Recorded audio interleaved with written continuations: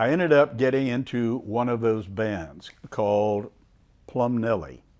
And Plum Nelly was beyond an interesting band. The head guy was from I think he was from either Georgia or Tennessee. I want to say Georgia. I never can remember. Named Billy Stoner. Billy had been a truck driver, total redneck truck driver, who had dropped a bunch of acid and become enlightened, and wrote songs about smuggling pot back from Mexico to here. It just had this incredibly interesting bag of songs. So it was Billy, me, a woman named Jerry Jo Jones, who was absolutely gorgeous and sang like a bird. We had a fiddle player named Benny Thurman, who also had been a bass player for the 13th floor elevators, but had studied classical music at the University of Texas and was just a phenomenal fiddle player.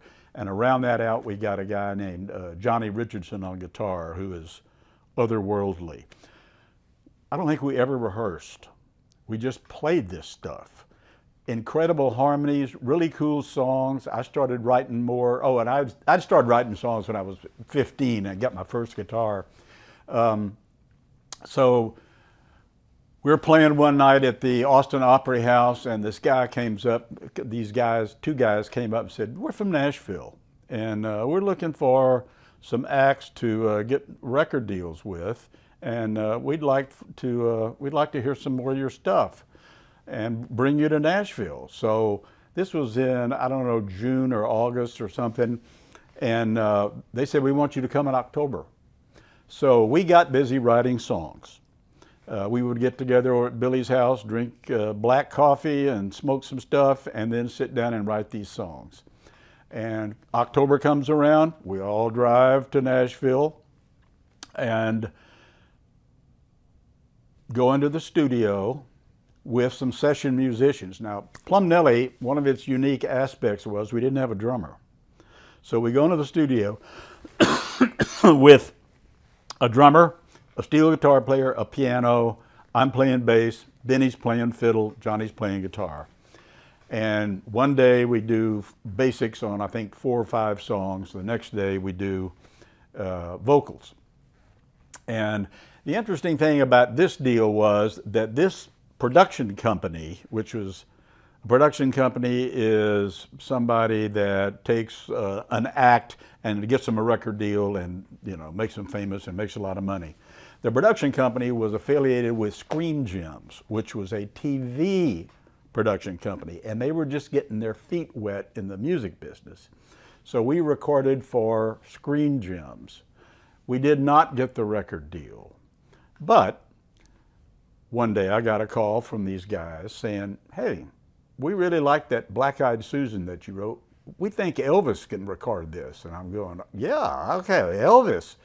And so they pitched it to Elvis. Elvis didn't want it, so there I struck out again on that.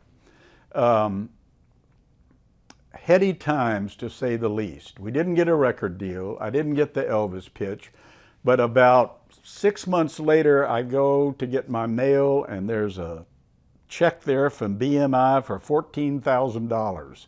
And I thought, oh my God, somebody's made a terrible mistake. Why am I getting $14,000? Well, Screen Gems production company, the music, had licensed our songs to the Joe Forrester show, which was a private investigator show with Lloyd Bridges. They didn't ask us. They didn't tell us. All of a sudden, and I never saw the episode, but somebody said, "Yeah, they're in a truck and they're going somewhere and your song's on the radio." Or they're in a bar and your song's on the radio.